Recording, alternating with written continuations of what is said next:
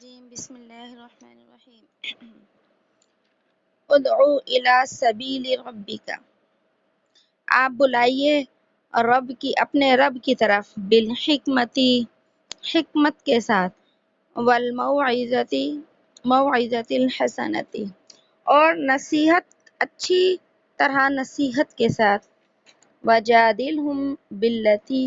ہی احسن، اور مجادلہ کیجیے ان سے، بحث کیجیے ان سے اچھے طریقے سے۔ ان ربک هو اعلم، بے شک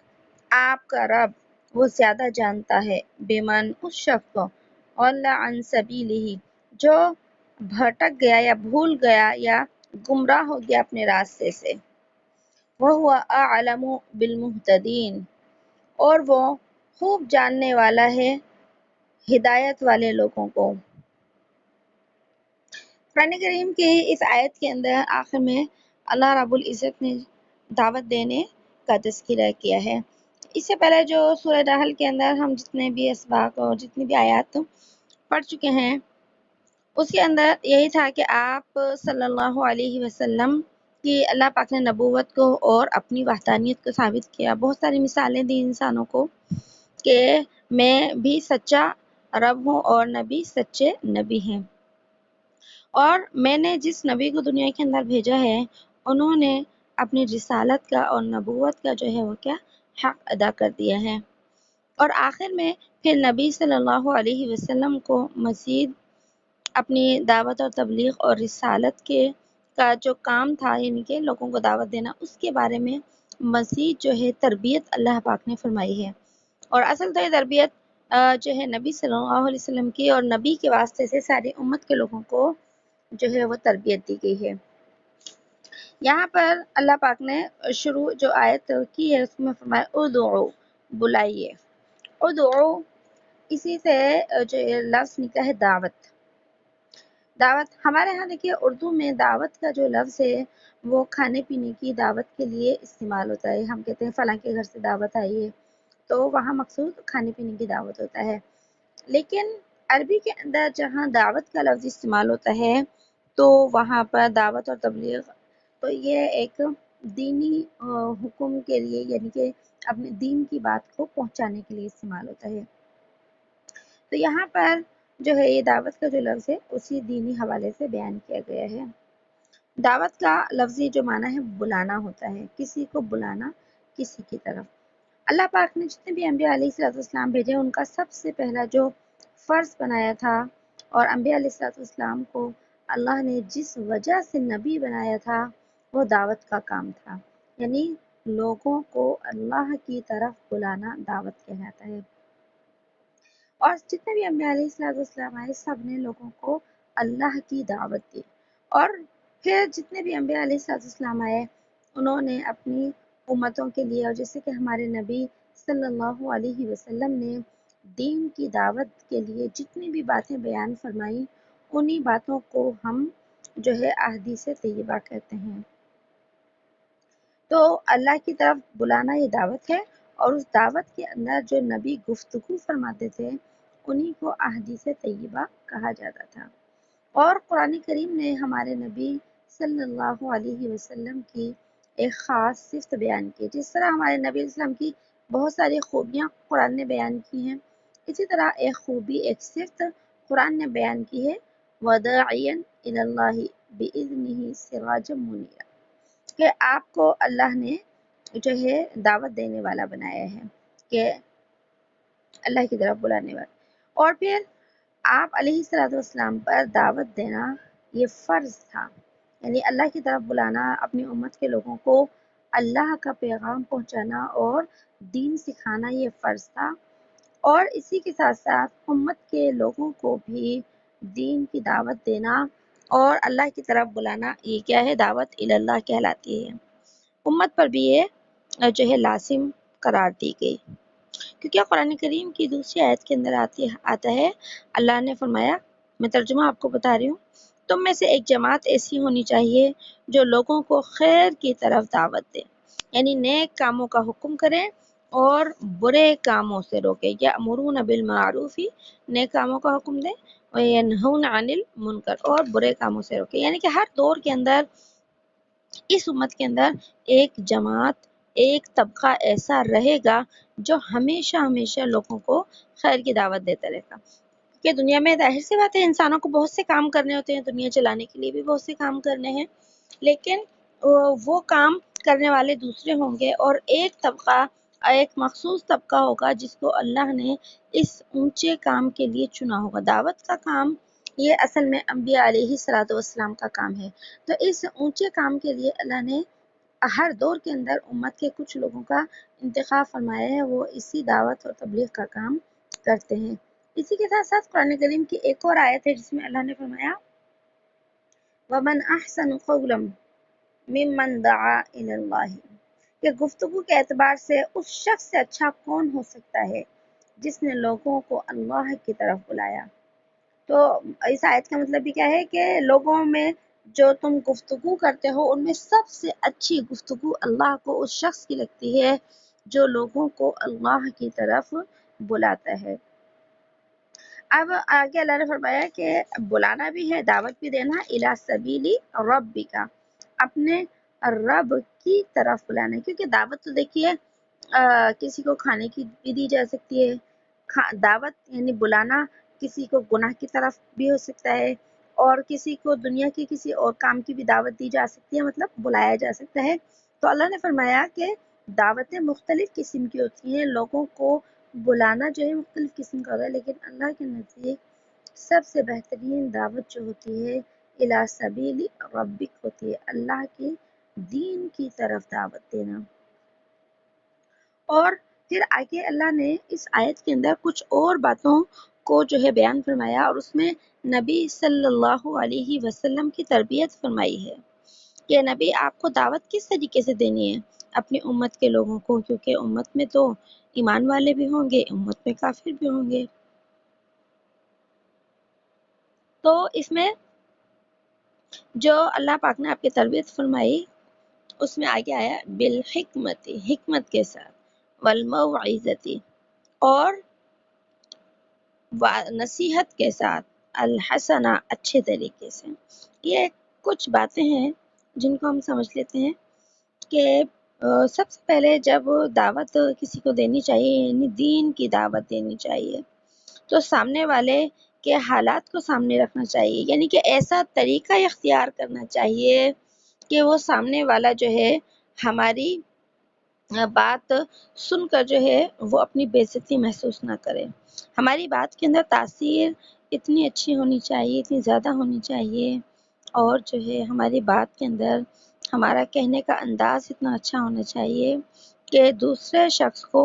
اس ہماری بات سے نفرت بھی نہ ہو، اور ہماری بات سے وہ اپنی بے عزتی بھی محسوس نہ کرتا ہو. کیونکہ بعض لوگ جو ہے دین کی بات تو کرتے ہیں اور لوگوں کو دین کی دعوت بھی دیتے ہیں، لیکن ان کے بات کرنے کا انداز اچھا نہیں ہوتا، وہ موقع محل نہیں دیکھتے، یا وہ سامنے والے کے اوپر ایسا طنز کرتے ہیں کہ جس کی وجہ سے وہ شخص کیا ہوتا ہے کہ اس کی اچھی بات کو قبول کرنے کے بجائے اپنی بے عزتی محسوس کرتا ہے لوگوں کے اندر، اور پھر اس بات سے کیا ہو جاتا ہے، اس شخص سے اور جو ہے وہ بددل ہو جاتا ہے. لہٰذا قرآن کریم نے دعوت کا پہلا اصول ہی بیان فرمایا بالحکمت، حکمت کے ساتھ جو ہے وہ کیا کریے، دعوت دیجیے. حکمت کا مطلب کیا ہوتا ہے؟ حکمت کا مطلب یہ ہوتا ہے کہ ایسی عقل مندی کا مظاہرہ کرنا، ایسا سوچ اور سمجھ کے سمجھنا کہ انسان جس کو ہم دعوت دے رہے ہیں، جس کو مطلب ہم گناہ کرتے ہوئے دیکھ رہے ہیں، اب ایک تو یہ ہے کہ وہ شخص محفل میں بیٹھا ہوا ہے اور ہم اسے دیکھ رہے ہیں، ہم جا کر اسے جو ہے بولنا شروع کر دیں اور اس کی جو ہے جو گناہ ہے یا جو غلطی ہے اس کو کہنا شروع کر دیں، اور جملے بھی ایسے استعمال کریں کہ جو ہے وہ شخص کیا ہو جائے، وہ اپنی بے عزتی محسوس کرے. تو یہ بالکل حکمت کے خلاف ہے. سامنے والے کو دیکھ کر بہت مناسب انداز کے اندر بات کرنی چاہیے، اور ایسے وقت اور موقع کے اوپر بات کرنی چاہیے کہ جس موقع کے اوپر وہ انسان اپنی بے عزتی محسوس نہ کرے. اگر محفل کے اندر ہم کسی کو ٹوکتے ہیں کسی بات کے اوپر، تو ظاہر سی بات ہے وہ شخص کیا کرے گا، وہ نیکی اس بات کو بعد میں سمجھے گا، پہلے اپنی بے عزتی محسوس کرے گا وہ۔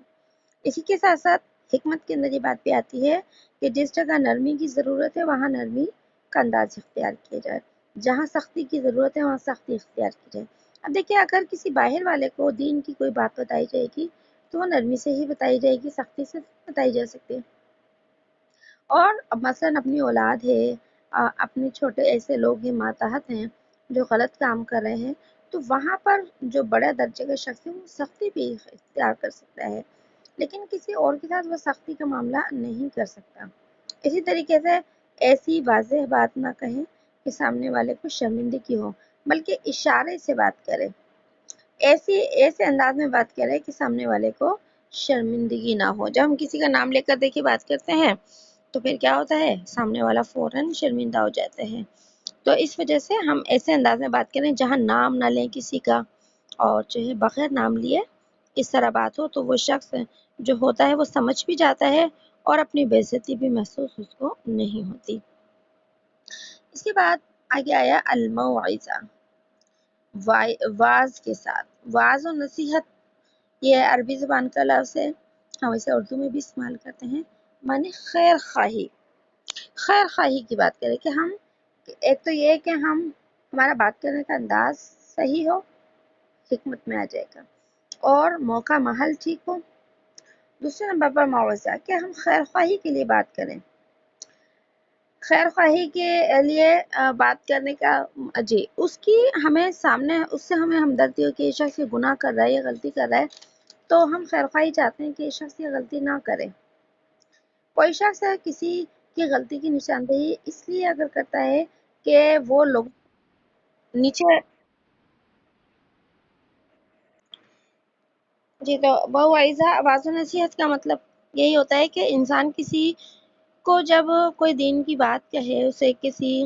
اچھی بات کی دعوت دے، مثلا نماز کی دعوت دے، تو پھر خیر خواہی اس کے ساتھ ہونی چاہیے۔ ایسا نہ ہو کہ اس کے اوپر کوئی تانا دینے کے لیے تم تو نماز نہیں پڑھتے، اور جو ہے تمہارے بچے تو نماز نہیں پڑھتے، اس قسم کی بات، ظاہر سی بات ہے یہ خیر خواہی والا انداز نہیں ہے، یہ تو ایک طرح سے طنز کرنے والا، یہ کسی کو نیچا دکھانے والا انداز ہوتا ہے۔ تو اللہ پاک نے اس لیے دوسرا لفظ بیان فرمایا موعظہ، خیر خواہی کی بات کریں۔ ایسی خیر خواہی، اچھا خیر خواہی کی بات کیسے کرنی ہے کہ اس میں ہمیں اس کام کے فائدے بتانے ہیں۔ مثلا نماز کی بات لے لیں کہ ہمیں پتہ ہے کہ سامنے والا شخص نماز نہیں پڑھتا، اب ہم حالات دیکھیں گے، موقع دیکھیں گے، اس کے بعد جب ہم تھوڑی سی اس سے دنیا کی بات کریں گے، پھر اس سے تھوڑی سی دین کی بات کریں گے، اور اس کے بعد جو ہے ہم یہ ڈائریکٹ نہیں بھائی تمہارے گھر میں کون کون نماز پڑھتا ہے، تم تو اٹھتے ہی نہیں نماز کے لیے، ہمارے گھر میں تو سارے نماز پڑھتے ہیں، اس قسم کی بات نہیں ہوتی، بلکہ حکمت اور بصیرت کے ساتھ اور نصیحت کے ساتھ کہ اگر کتنے اللہ نے جو ہے نماز کا حکم دیا، کتنے خوش نصیب لوگ ہوتے ہیں وہ جو نماز پڑھتے ہیں، اور جو لوگ نماز نہیں پڑھتے تو اللہ پاک ان سے ناراض ہوتے ہیں۔ یعنی کہ نماز کے فائدے بتائے جائیں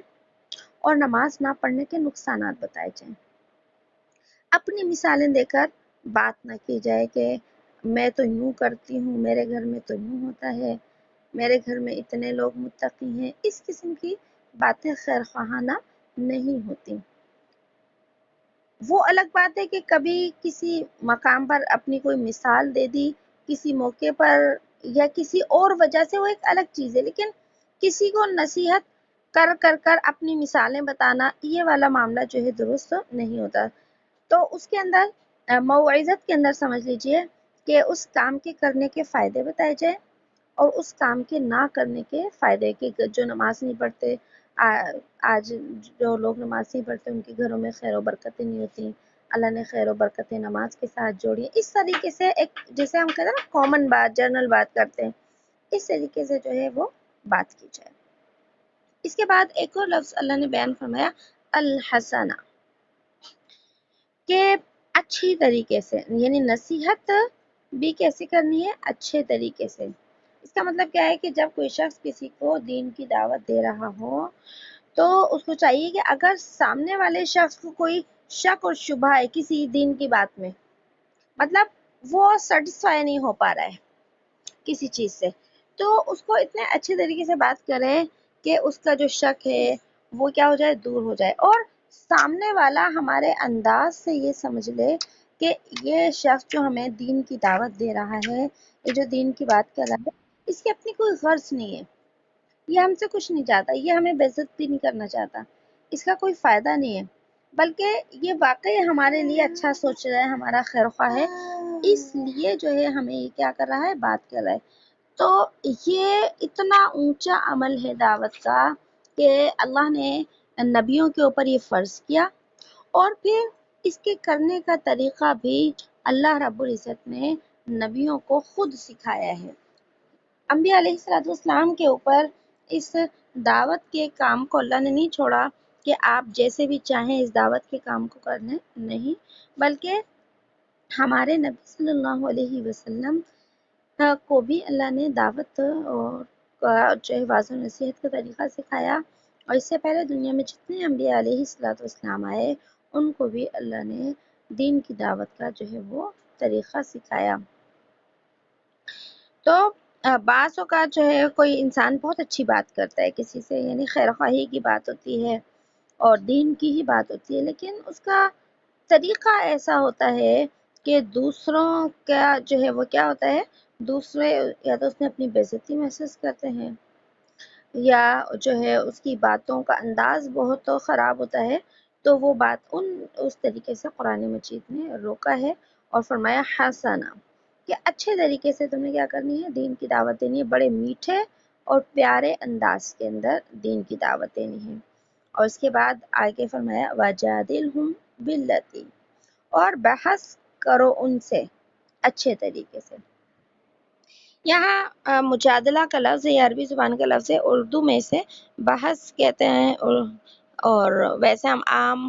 زبان میں سے بحث کہتے ہیں، بحث کرنا، ویسے یہ عربی زبان میں صحیح لفظ ہے بحث، با کے اوپر زبر آتا ہے، ہم اردو میں جب بولتے ہیں اسے بحث بولتے ہیں۔ تو دیکھیے کہیں پر جو ہے اگر کوئی شخص دین کی دعوت دیتا ہے تو وہاں بحث کی ضرورت پڑ جاتی ہے۔ اب یہ بحث کی ضرورت عام لوگوں سے نہیں پڑتی کہ مثلا کوئی بے نمازی ہے، اس کو ہم دین کی دعوت دے رہے ہیں، وہ بحث نہیں کرے گا، چپ ہو جائے گا، لیکن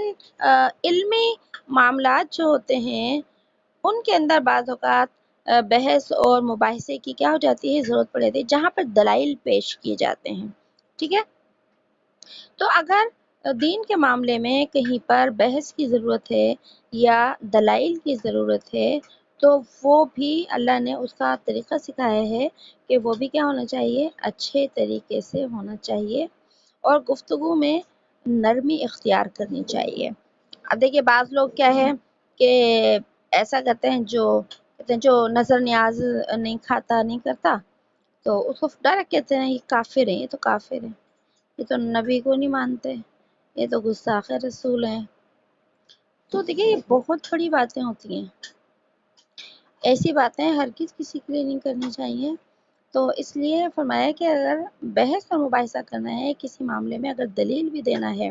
تو وہاں بھی نرمی اختیار کرنے کا جو ہے وہ ضرورت ہے۔ اور اسی کے ساتھ ساتھ اگر کہیں پر دلائل پیش کیے جائیں کسی چیز کے بارے میں تو وہ دلائل بھی آسان ہونے چاہیے۔ جی، اور یہ جو اللہ نے حکم دیا بحث و مباحثے کا، تو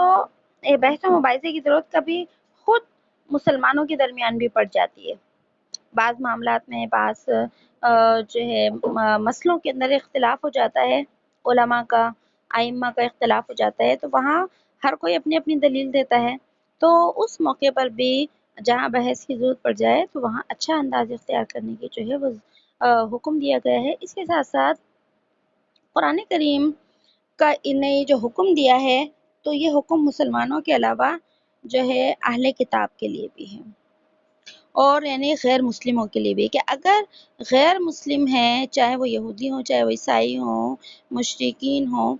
اگر وہ کیا کرتے ہیں، ان سے بحث کی ضرورت پڑتی ہے، یعنی انہیں دین کی دعوت دی جاتی ہے، عیسائی ہیں انہیں دین کی دعوت دے رہا ہے کوئی، اہل اور یہودی ان کو دین کی دعوت دے رہے ہیں، تو اب ظاہر سی بات ہے وہ اپنے دین کی بات کریں گے، ہم اپنی دین کی بات کریں گے، وہ اپنی دین کے حساب سے دلائل دیں گے، ہم اپنے اسلام کے حساب سے کیا کریں گے، ان کو دلائل دیں گے۔ تو ایسے موقع پر بھی اللہ پاک نے خصوصیت کے ساتھ حکم دیا ہے وَلَا تُجَادِلُوا أَهْلَ الْكِتَابِ، کہ اہل کتاب سے بحث نہ کرو الا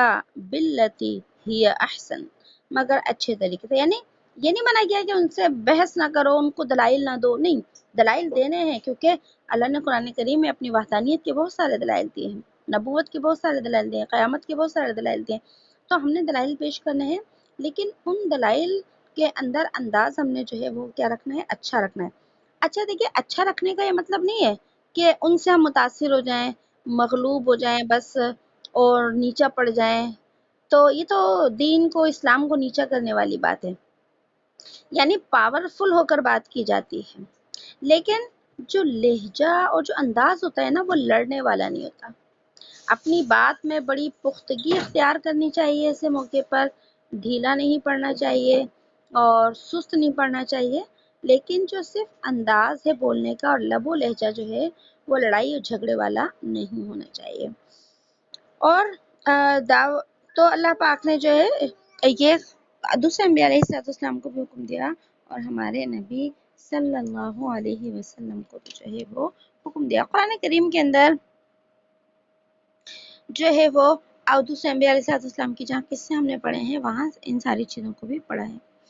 دعوت اللہ انبیاء علیہ السلام کا منصب ہے، یعنی کہ اللہ نے جتنے بھی انبیاء علیہ السلام کو بھیجا، سب کو دین کا داعی بنا کر بھیجا، یعنی دین کی دعوت دینے والا، دین پھیلانے والا، دین کی بات کرنے والا بنایا ہے۔ اور اللہ نے اس امت کے، یعنی امت محمدیہ کی جو علماء ہیں، ان کو بھی اس منصب کے اوپر فائز کیا ہے۔ ویسے تو دیکھیے، دین کی دعوت ہر مسلمان کا کام ہے، دین کی دعوت کہ ہم اپنے گھر میں ہی دیکھ لیں کہ اگر کوئی نماز نہیں پڑھتا، ہم اسے نماز کا کہیں گے یہ دین کی دعوت ہو گئی، اور کوئی پردہ نہیں کرتا، ہم اسے پردے کا کہیں گے یہ پردے کی دعوت ہو گئی۔ تو ایک دعوت تو کیا ہوتی ہے، عوام الناس کی ہوتی ہے، جو عوام الناس کو دیتے ہیں، اور ایک دعوت علماء کرام کی ہوتی ہے۔ تو اللہ نے اس دعوت کے معاملے میں بھی علماء کو اپنے نبی صلی اللہ علیہ وسلم کا نائب بنایا ہے۔ حدیث میں آتا نا العلماء ورثۃ الانبیاء، کہ علماء جو ہیں انبیاء کے وارث ہوتے ہیں۔ اب دیکھیے، دین کی دعوت میں علماء انبیاء کے وارث کیوں ہوتے ہیں؟ کیونکہ ان کے پاس انبیاء والا علم ہوتا ہے۔ عام آدمی کے پاس تو ظاہر سی بات ہے وہ مکمل علم نہیں ہوتا، لیکن علماء کے پاس چونکہ علم ہوتا ہے، اس وجہ سے۔ اور پھر علماء کے لیے بھی لازم ہے، عام لوگوں کے لیے بھی، کہ جب ہم دین کی دعوت کو دیں تو دعوت کے طریقے بھی سیکھیں۔ جو دعوت اللہ کے نبی صلی اللہ علیہ وسلم کے طریقے کے مطابق نہیں دی جائے گی، وہ دعوت جو ہے اثر کرنے کے بجائے دشمنی میں بدل جاتی ہے، عداوت میں بدل جاتی ہے، کیونکہ لوگ اس سے جو ہے کیا کر لیتے ہیں، اپنی بے عزتی محسوس کرنا شروع کر دیتے ہیں، اور آپس میں نفرتیں جو ہیں وہ بڑھنا شروع کر دیتے ہیں۔ اللہ پاک نے جب حضرت موسیٰ علیہ السلام اور حضرت ہارون علیہ السلام کو فرعون کی طرف بھیجا، ہم نے پورا تفصیل سے واقعہ پڑھا ہے، تو اللہ پاک نے موسیٰ علیہ السلام کو بھی یہی حکم دیا تھا کہ اے موسیٰ فَقُولَا لَهُ قَوْلًا لَيِّنًا، اے موسیٰ آپ ان سے نرمی سے بات کیجیے گا۔ اور اسی طریقے سے جتنے اور حضرت نوح علیہ السلام کا واقعہ ہم نے پڑھا کہ جب وہ نوح علیہ السلام کی قوم ان کا انکار کرتی رہی 950 برس، سب سے زیادہ جو دعوت دی ہے انبیاء اسلام میں وہ حضرت نوح علیہ السلام نے دی، کہ ان کی دعوت کا زمانہ ہی 950 برس تھا، ظاہر عمر تو اس سے زیادہ تھی اور دعوت کا زمانہ ہی 950 برس تھا، لیکن چند لوگ ان کی قوم میں ایمان لائے تھے، حتیٰ کہ ان کا ایک بیٹا اور بیوی بھی کیا تھی، کافر تھی۔ ہم نے واقعہ پڑھ لیا تھا کہ کس طریقے سے وہ کیا ہوئے تھے، ہلاک ہو گئے تھے پھر، لیکن ان کی قوم جو ہے انہیں طرح طرح سے اعتراضات کرتی، لیکن پھر بھی حضرت نوح علیہ السلام اس کا نرمی سے ہی کیا کرتے، جواب دیتے۔ تو قرآن نے اس معاملے میں حضرت نوح علیہ السلام کا قصہ، حضرت موسیٰ علیہ السلام کا قصہ بھی بیان کیا، حضرت شعیب علیہ السلام کا قصہ بھی بیان کیا، جو ہم نے پڑھا کہ شعیب علیہ السلام کی جو قوم تھی وہ ناپ تول میں کمی کیا کرتی تھی، تو کم تولتی تھی، ملاوٹ کرتی تھی، تو جو نبی تھے حضرت شعیب علیہ السلام، انہوں نے اللہ کی دعوت دی اور فرمایا ہے کہ ناپ تول میں کمی کرنا جو ہے وہ بہت بڑا گناہ ہے، تو وہی کہتے تھے، قرآن کریم کے اندر بھی آئے، ہم نے پڑھا، اے شعیب کیا تمہاری نمازیں یہ حکم دیتی ہیں کہ تم اپنے باپ دادا کے جو ہے دین کو چھوڑ دو، اور یہ تو ہمارا مال ہے، اپنی مرضی سے ہم جو چاہیں کریں، آپ اپنے آپ کو بڑے عقل مند سمجھتے ہیں، یہ مطلب تھا۔ تو یہ جو ہے یعنی کہ ان کی قوم نے بھی انہیں تانے دیے، لیکن ان ساری باتوں کے باوجود بھی حضرت شعیب علیہ السلام نے ان کے لیے نرمی کا پہلو کیا رکھا، اختیار رکھا۔ تو بہرحال بہت سارے انبیاء علیہ السلام کے واقعات قرآن نے بھی اس معاملے میں بیان کیے ہیں۔ اس کے بعد اللہ پاک نے پھر بیان آگے والی آیت میں بیان فرمایا کہ ان ربک هو اعلم، کہ آپ کا رب خوب جاننے والا ہے اس کو جو کہ ہدایت، جو کہ گمراہ ہے اور جو کہ ہدایت کے اوپر ہے۔ تو اب یہاں پر کیا ہے، اللہ رب العزت نے جو ہے وہ آپ صلی اللہ علیہ وسلم کو تسلی دی ہے کہ نبی آپ جو ہے دعوت دیجیے اپنی قوم کے لوگوں کو، آپ کا کام جو ہے صرف دعوت کا ہے، اور جو ہے آپ کا رب خوب جانتا ہے کس کو ہدایت ملے گی اور کون گمراہ ہوگا، کیونکہ ہدایت اللہ نے آپ کے ہاتھ میں نہیں رکھی، وہ ہدایت لوگوں کو دیکھ کر، جو شخص جو ہے وہ دین کا طالب ہوتا ہے اس کو ہدایت مل جاتی ہے، اور جو دین کا طالب نہیں ہوتا اس کو ہدایت بھی نہیں ملتی۔ اور پھر آگے فرمایا وَإِنْ عَاقَبْتُمْ فَعَاقِبُوا، اور اگر تم بدلہ لو تو بدلہ لو بِمِثْلِ، اسی قدر، مَا عُوقِبْتُم، جس قدر تم کو تکلیف پہنچائی گئی ہے، وَلَئِن صَبَرْتُم، اور اگر تم صبر کرو، لَهُوَ خَيْرٌ لِلصَّابِرِينَ، تو بس یہ بہتر ہے صبر کرنے والوں کے لیے۔ قرآن کریم کی یہ والی جو آیت ہے یہ غزوہ احد کے بعد جو ہے وہ نازل ہوئی۔ اس کا شان نزول یہی ہے کہ جب وہ غزوہ احد ہوا، پہلے غزوہ بدر ہوا تھا اور اس کے بعد جو ہے پھر غزوہ احد ہوا، تو غزوہ احد کے اندر 70 صحابہ کرام شہید ہو گئے تھے، اور اس میں آپ صلی اللہ علیہ وسلم کے جو عزیز چچا اور دوسرے شریک جو بھائی تھے، سیدہ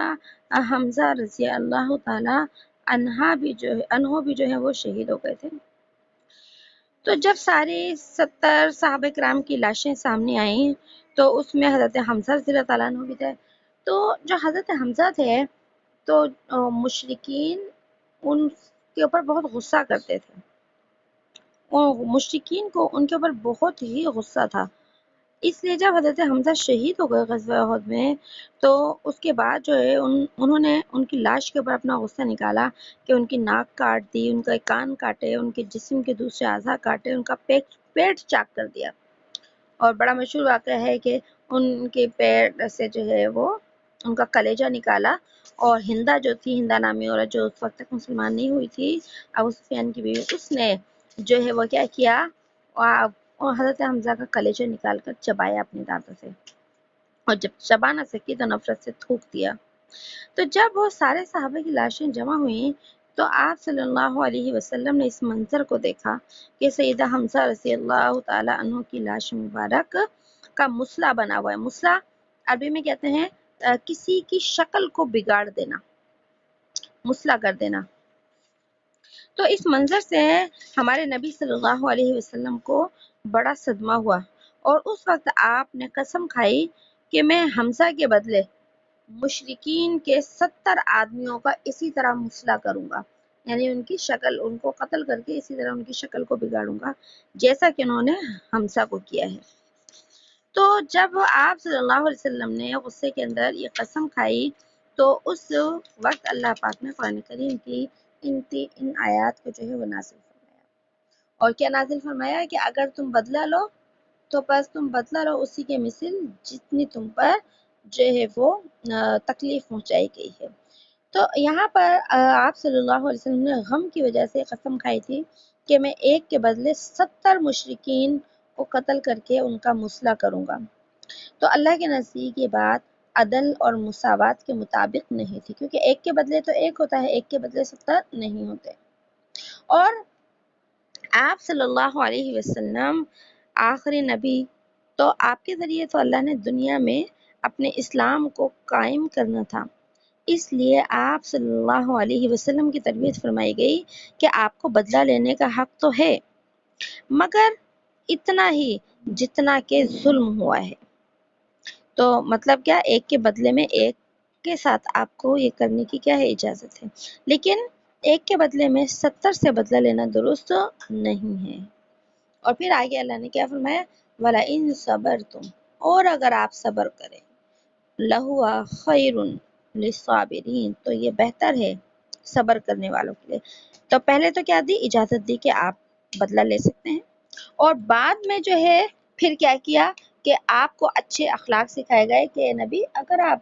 اس کو بھی معاف کر دیں تو یہ آپ کے لیے بہت بہترین ہے، یعنی آپ کی شان کے مطابق یہ ہے کہ آپ کیا کر دیں، اس کو معاف کر دیں۔ ایک تو ہوتا نا، دیکھیں اجازت بڑے لوگوں کی بڑی شان ہوا کرتی ہے، تو وہ چھوٹی چھوٹی چیز کے پھر جو ہے گویا کہ دنیا میں بھی جو عقل مند لوگ ہوتے ہیں، بڑی ایک اللہ نے ان کو مقام دیا ہوا ہوتا ہے، تو وہ چھوٹی چھوٹی بات کا ایشو نہیں بناتے، یہ ان کی جو ہے اعلیٰ ظرفی کی اور بلند شان کی نشانی ہوا کرتی ہے۔ جو چھوٹے درجے کے لوگ ہوتے ہیں وہ چھوٹے چھوٹے معاملات کو بڑا بنا لیتے ہیں اور اس کو جو ہے کوئی معاملہ کریٹ کر لیتے ہیں وہاں پر، لیکن جو بڑے لوگ ہوتے ہیں، بڑے ظرف والے، بڑے حوصلے والے نا، تو وہ بڑی باتوں کو، چھوٹی باتوں کو، تو بڑی باتوں کو بھی نظر انداز کر دیتے ہیں، تو چھوٹی باتوں کو ایشو نہیں بناتے۔ تو نبی علیہ الصلوۃ والسلام کی یہی یہاں پر تربیت کی گئی کہ آپ تو بہت اونچے اخلاق والے ہیں، اگر پھر بھی آپ ان مجرموں کو چھوڑ دیں نبی، تو یہ آپ کے لیے زیادہ بہتر ہوگا۔ جب یہ قرآن کریم کی آیت نازل ہوئی تو اللہ کے نبی صلی اللہ علیہ وسلم نے فرمایا ہے کہ اب ہم صبر کریں گے، ہم ایک سے بھی بدلہ نہیں لیں گے۔ اللہ نے ایک کی تو اجازت دے دی تھی، لیکن آپ نے فرمایا کہ ایک سے بھی بدلہ نہیں لیں گے، اور آپ نے جو قسم کھائی تھی، اپنی قسم کا جو ہے آپ نے کفارہ ادا کر دیا تھا پھر۔ اور جب پھر مکہ فتح ہوا، سارے صحابہ کرام اور نبی صلی اللہ علیہ وسلم مکہ میں تشریف لے گئے، اور مشرکین جو تھے سارے وہ کیا ہو گئے، ہار گئے، اور اسلام جیت گیا وہاں پر۔ تو سارے جو مشرکین تھے اس وقت اللہ کے نبی صلی اللہ علیہ وسلم کے قبضے میں تھے، آپ جو چاہتے ان کے ساتھ کرتے، لیکن آپ علیہ الصلوۃ والسلام کو غزوہ احد کے وقت جو آپ نے قسم کھائی تھی اور یہ آیات نازل ہو گئی تھی، تو آپ علیہ الصلوۃ والسلام نے اپنے ان آیات کی وجہ سے اپنے ارادے کو ختم کر دیا تھا، آپ نے صبر فرما لیا تھا، اور صبر کی وجہ سے ہی آپ نے اس دن فتح مکہ میں کسی سے بھی بدلہ نہیں لیا تھا۔ تو اب دیکھیے، کیا کسی سے ہم بدلہ لے سکتے ہیں یا نہیں لے سکتے؟ تو دیکھیے، عام زندگی میں بھی اگر کوئی ہمیں ناجائز تکلیف پہنچاتا ہے، ایک تو یہ نا، ہم نے بھی اس کے ساتھ کیا، پھر اس نے ہمارے ساتھ کیا، تو ظاہر ہے وہ تو بدلہ لے رہا ہے، ہم سے پہل ہم نے کی تھی۔ لیکن اگر ہم نے کسی کے ساتھ کوئی زیادتی نہیں کی عام زندگی میں، چاہے کوئی ہم نے اسے کسی نے ہمیں برا بھلا کہا، کسی نے ہمیں کوئی نقصان پہنچایا، کسی بھی طریقے سے ہماری بے عزتی کی، جبکہ ہم نے اس کے ساتھ کچھ نہیں کیا، تو شریعت نے اجازت دی ہے کہ ہم اس سے کیا کر سکتے ہیں، اپنا بدلہ لے سکتے ہیں، اپنا بدلہ لے سکتے ہیں۔ جتنا اس نے کہا ہے نا، ہم اتنا ہی اسے کہہ سکتے ہیں، جتنی اس نے ہمیں تکلیف پہنچائی ہے اتنی ہی ہم اسے تکلیف دے سکتے ہیں، یہ عدل کے مطابق ہے۔ لیکن اگر کسی شخص نے ہمیں تکلیف کم پہنچائی، ہم نے غصے میں زیادہ کر دی،